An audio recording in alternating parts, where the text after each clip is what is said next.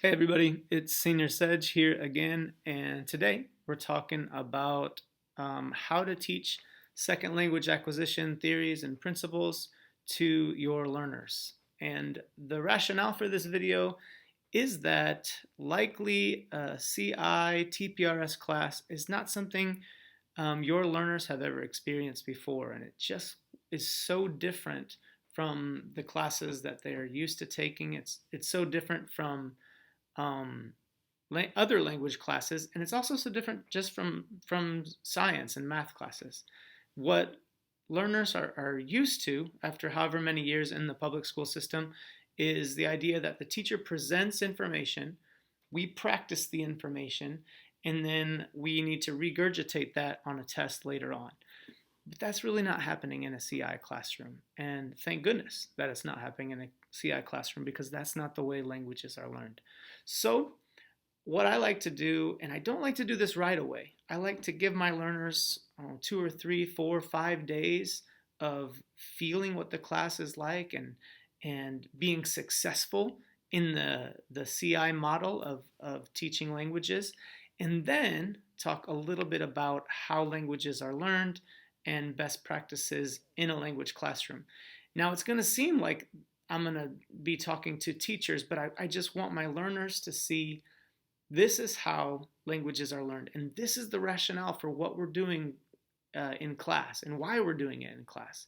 And it's just a way to reassure your learners that they will be successful, and it's not just random, this is the way the teacher wants to do it, but it's actually following the science. So take a look at how I do this in class after 3 days of class, and I'll interrupt with the document that I use and different discussions.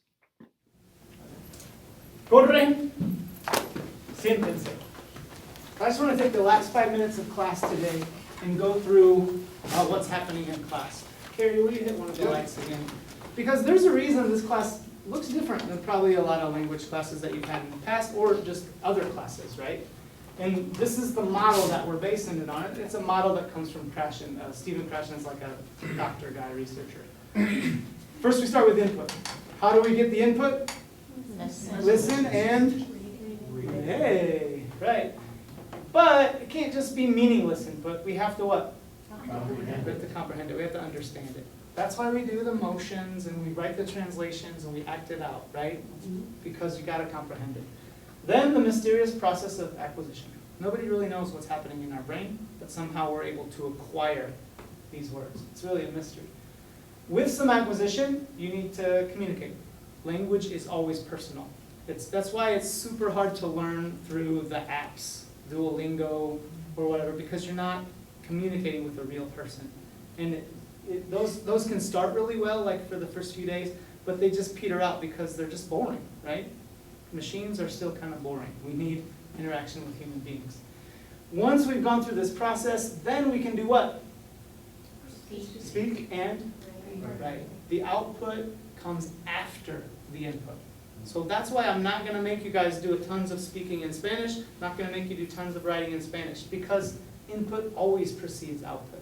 It always cracks me up when I talk to somebody and they're like, well, I can, I understand a lot more than I can say. I'm like, yeah, of course. Nobody just speaks a language they don't know yet. But that's all right. That's how we do language development. So here is the document that I put up on the smartboard to have this little discussion on language acquisition. This first picture is from Eric Herman, and if you are not familiar with Eric Herman, please get familiar with him, because he is just doing great work with research and how to apply the research to CI classrooms, and I'll put a link to his website below on the webpage, so check that out.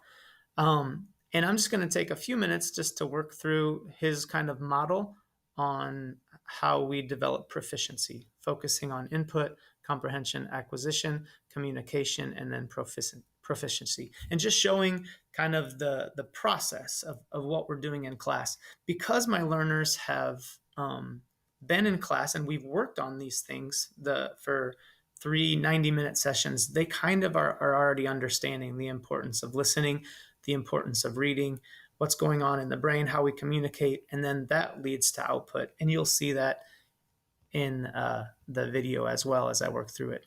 The rest of the pictures or memes or whatever comes, I think, from Spanish Plans, and I'll put a link to their website as well.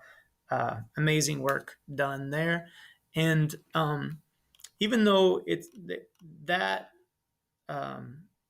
that file is geared towards teachers, it's still demonstrating to learners what the heart and what good language teaching looks like. So it's a lot of good quotes.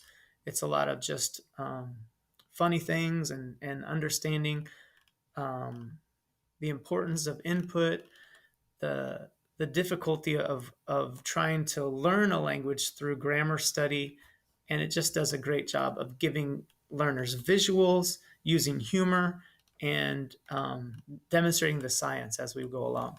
So check this site out. I'll link this file to the bottom, and hopefully it's helpful to It's everybody. got to be comprehensible, otherwise you just sound like the teacher in Charlie Brown, right? Which sounds like, what? Yeah, and it matters how much the learner understands. You don't acquire language through output. Forcing learners to do output, speaking, and writing before they're ready just involves so much frustration for the learner and for the teacher, right? Because it's just not working. So what's the input? What's the cure for that fever? More input. I really like this one. If you wanted to learn how to swim, and they just gave you a book on swimming, would you be happy? No, you would be angry, right? If you want to learn how to swim, you need to get in the water. And so we don't acquire a language by studying the language. We acquire a language by listening and reading and playing with the language. Do you guys get the analogy there? Yes. Yeah.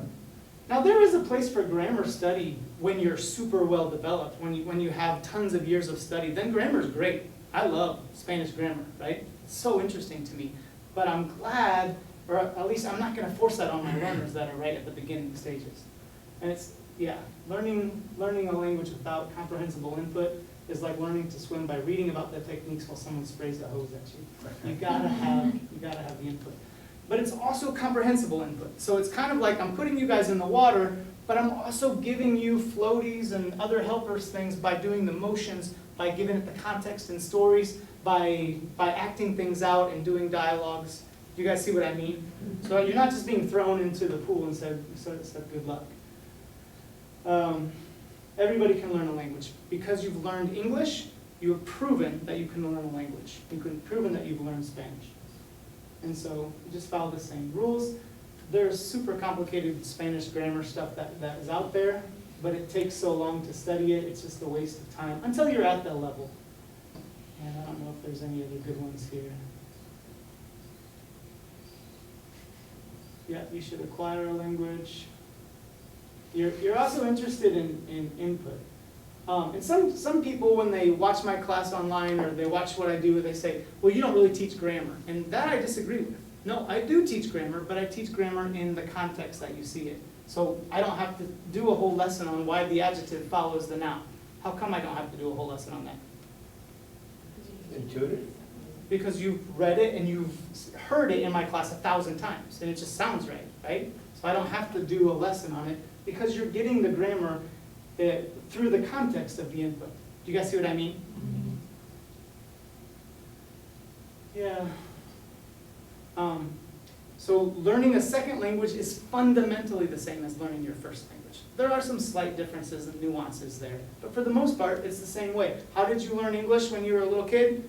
Your parents read to you and talked to you. You didn't do a ton of speaking when you were 1 or 2, right? But you understood so much. I was amazed when my kids were so little how much they understood. They could only say a few words, but they understood almost everything we said when they were 2 and 3. It's really amazing. Same idea.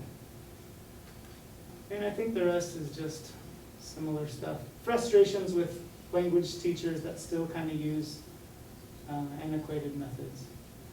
I don't do a lot of error. If you say something wrong, I'm not going to call you out and be like, that's incorrect Spanish, you need to say it this way. I'm just going to celebrate the fact that you wanted to communicate and that you communicated, because that's what's most important. And I think that's about it. Interest is super important. So I may have a lesson plan of what I want to do, but if I find something really interesting about Gollum in the bathroom, I might just deviate everything. Because where the interest lies is where acquisition happens. So thank you guys so much. I'll put the content online as soon as I can. Have a great night. Sweet. Thank you. So there it was, short and sweet. I just want to reassure my learners that I am following second language acquisition principles, that they're going to be successful, and you can do that through a means that's pretty easy, pretty funny. They've already sat through the class now, so they understand kind of what I'm talking about, and it's just a great little short lesson. That whole thing was under 10 minutes, and it just reassures them in what's happening in class, especially because it's so different from what they've experienced in the past. So use the resources, teach SLA to your learners. It will go well.